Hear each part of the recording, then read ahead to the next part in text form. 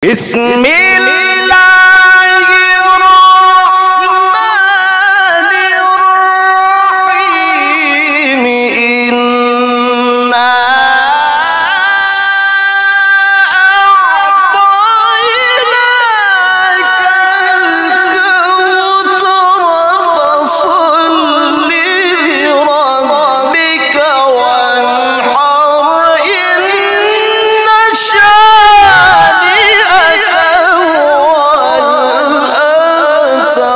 Assalamualaikum warahmatullahi wabarakatuh.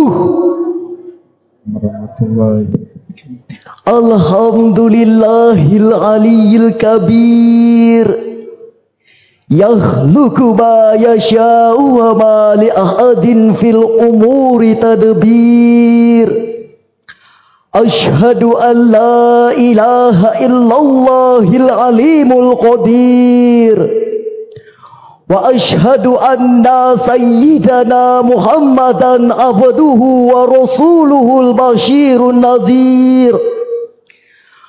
Allahumma salli ala sayyidina Muhammad wa ala alihi wa sahbihi ajma'in.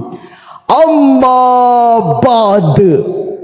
Dewan Hakim yang arif dan bijaksana, serta hadirin wal hadirat rahimakumullah. Bangsa Indonesia adalah bangsa yang begitu beragam, yang tidak ada tandingannya di dunia ini. Keragaman mencakup perbedaan budaya, agama, ras, bahasa, suku, tradisi, dan sebagainya. Dalam masyarakat multibudaya yang demikian, sering terjadi ketegangan dan konflik antar kelompok budaya dan berdampak pada keharmonisan di lingkungan masyarakat. Keragaman juga dapat menjadi integrating force, yaitu dapat menjadi kekuatan yang mengikat atau menyatukan masyarakat antar perbedaan yang ada apabila kita dapat mengelolanya. Benturan yang berbasis perbedaan budaya, ras, etnik, dan agama diperparah dengan adanya perkembangan platform digital yang tidak bisa dibatasi. Adanya media sosial semakin memperuncing perdebatan tersebut dengan adu argumentasi melalui Facebook, Twitter, Instagram, dan aplikasi lainnya. Perdebatan tersebut jika tidak diatasi, maka akan menjadi bom waktu yang kapanpun bisa meledak dan menjadi sebuah aksi anarkis, bahkan perang berdarah antar sesama bangsa Indonesia. Lalu, apakah tanggung jawab kita sebagai bagian dari rakyat Indonesia? Jawabannya adalah kita harus terus berupaya mengkampanyekan dan menyebarluaskan paham keagamaan yang tidak ekstrim, tidak eksklusif, dan juga tidak liberal. Karena itu, pada kesempatan yang mulia ini, kami akan menyampaikan sebuah syarahan dengan judul Penguatan Moderasi Beragama Melalui Platform Digital. Sebagai landasan utama pada syarahan ini adalah Al-Quran Surah Al-Maidah ayat 8 sebagai berikut. A'udzu billahi minasy syaithanir rajim.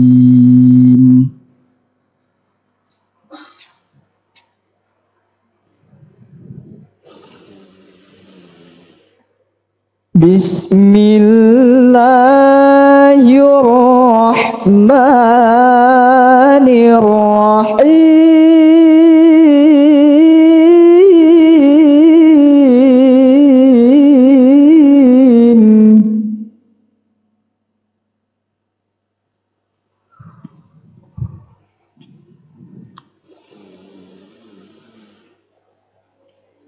يا أيها الذين آمنوا كونوا قوامين لله شهداء بالقسط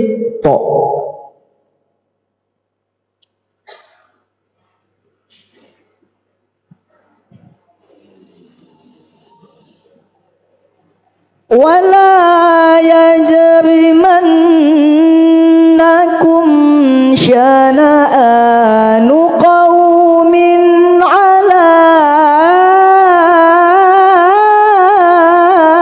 ألا تعدلوا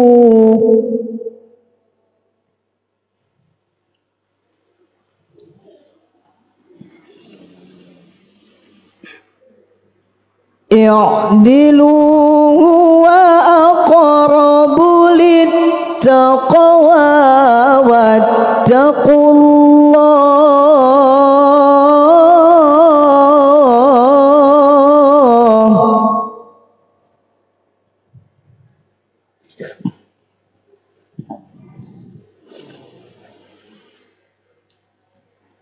إن الله عليم خبير.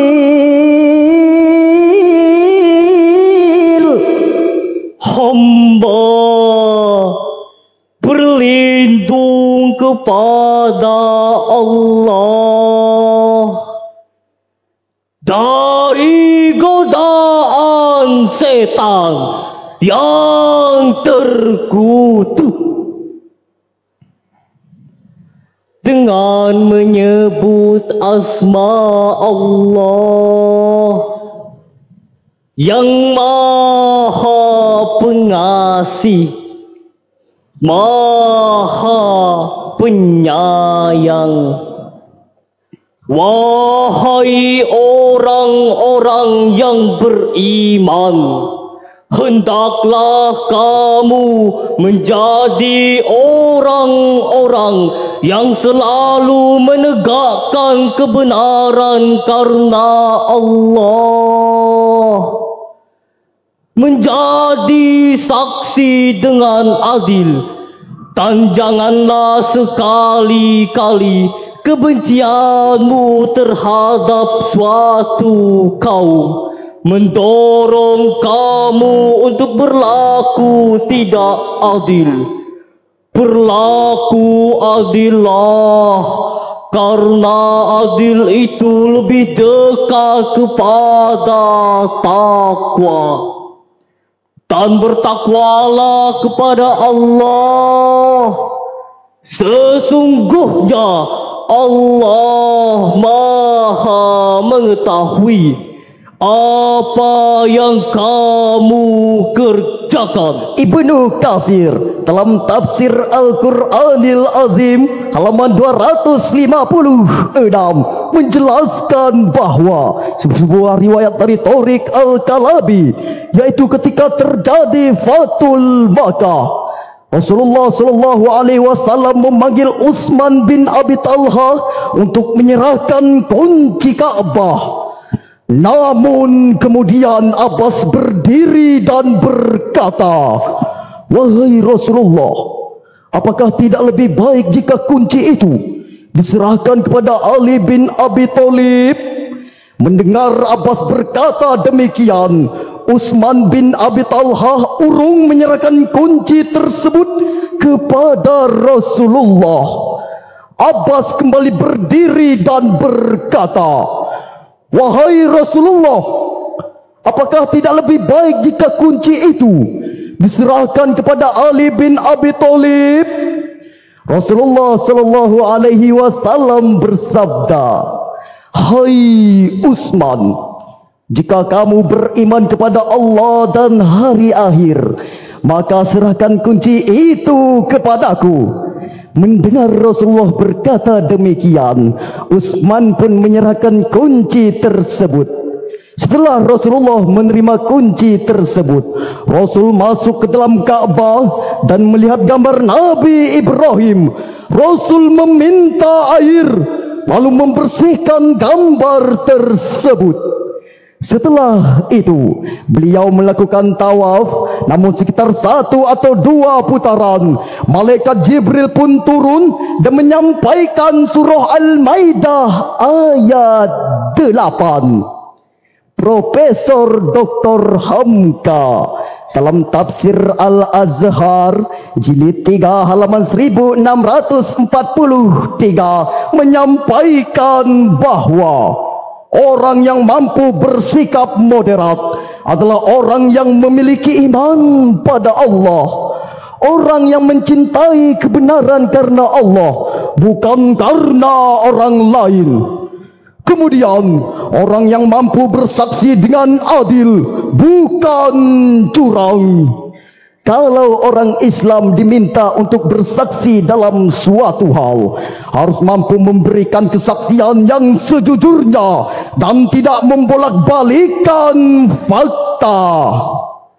Profesor Dr. Muhammad Quraish Shihab dalam tafsir Al-Misbah volume 3 halaman 42 menjelaskan bahwa sebagai umat Islam, jika diberi Allah kedudukan atau jabatan untuk mengatur suatu wilayah, maka harus mampu bersikap adil terhadap semua manusia, meskipun berbeda suku, ras maupun agama. Sudah menjadi kewajiban seorang pemimpin untuk bersikap adil terhadap kaumnya, karena ketidakadilan dapat mendatangkan bahaya bagi umat karena kezalimannya.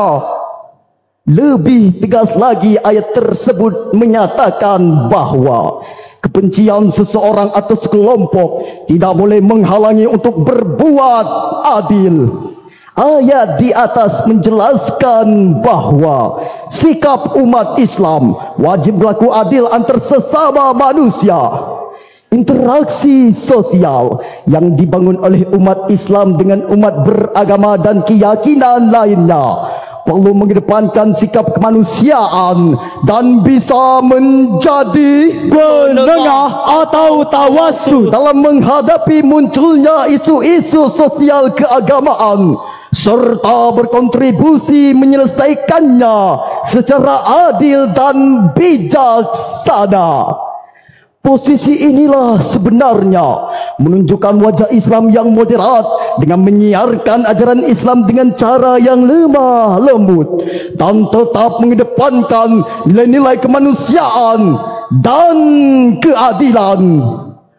Orang yang menerapkan prinsip wasatiyah bisa disebut wasit.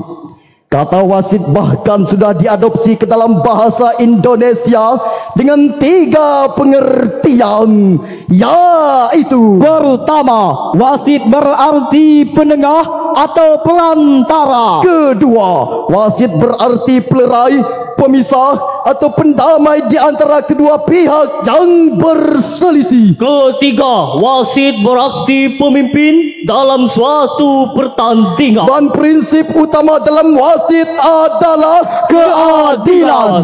Prinsip keadilan itu berarti berdiri seimbang, tidak memihak, dan berada di tengah-tengah di antara perbedaan-perbedaan yang ada. Moderasi beragama berarti kita tidak boleh bersikap liberal dan juga tidak boleh bersikap ekstrim. Harus berada di tengah-tengah di antara perbedaan pandangan agama. Dewan Hakim yang mulia, hadirin yang berbahagia, Yayasan Lembaga Bantuan Hukum Indonesia melaporkan pada tahun 2022 telah terjadi 138 kasus penodaan terhadap agama dan banyak anak usia remaja telah dilaporkan melanggar pasal 28 ayat 2, pasal 45A ayat 2 Undang-Undang ITE. karena dituduh menodai agama dengan mengunggah video di aplikasi TikTok dan YouTube tentang pembakaran tempat ibadat, larangan beribadah, penodaan terhadap agama. Maka dari itu sangatlah penting memahami moderasi beragama untuk mempererat persatuan dan kesatuan dalam hidup bermasyarakat. Lalu, bagaimana sikap kita dalam menyikapi semua itu? Untuk itu, mari kita simak Al-Quran Surah Al-Hujurat ayat 6 sebagai berikut. Ya ayyuhalladzina amanu in ja'akum fasiqun binaba'in fatabayyanu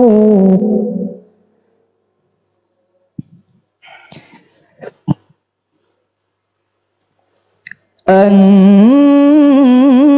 tusibu qauman bijahalatin fatusbihu ala ma fa'altum nadimin.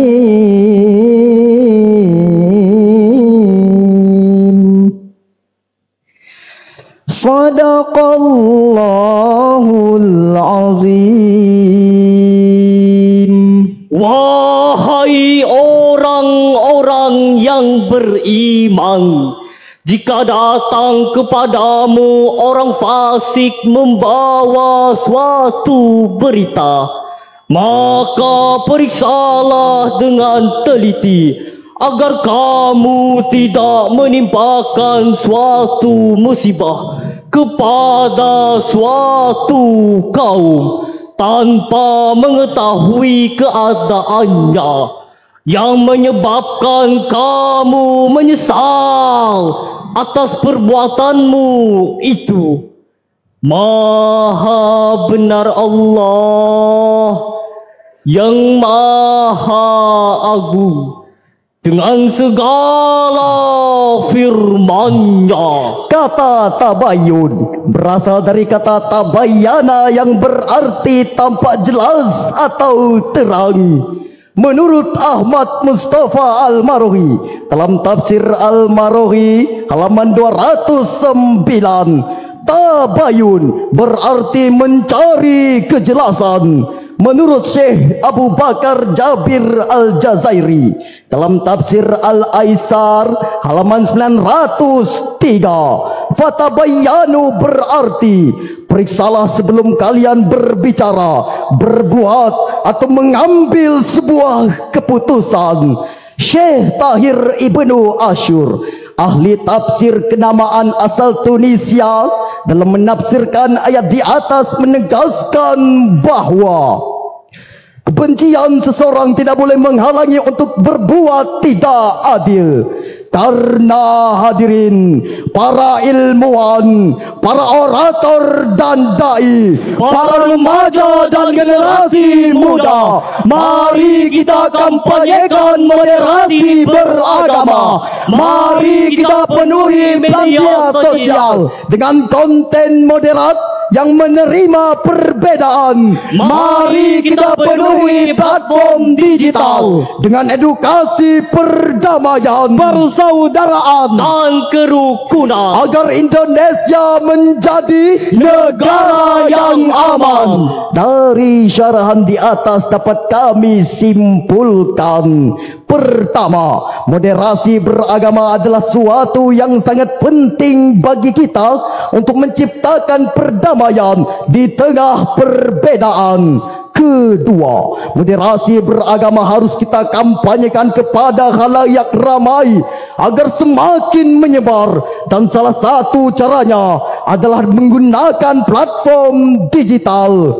Dan yang ketiga, hoaks, ujaran kebencian, dan sara yang berkembang di media sosial harus kita lawan dengan tabayun agar hidup kita menjadi rukun. Demikianlah syarahan yang dapat kami sampaikan. Terima kasih atas segala perhatian. Mohon maaf atas segala kesalahan. Wabillahi taufiq wal hidayah. Wassalamualaikum warahmatullahi wabarakatuh. Waalaikumsalam warahmatullahi wabarakatuh.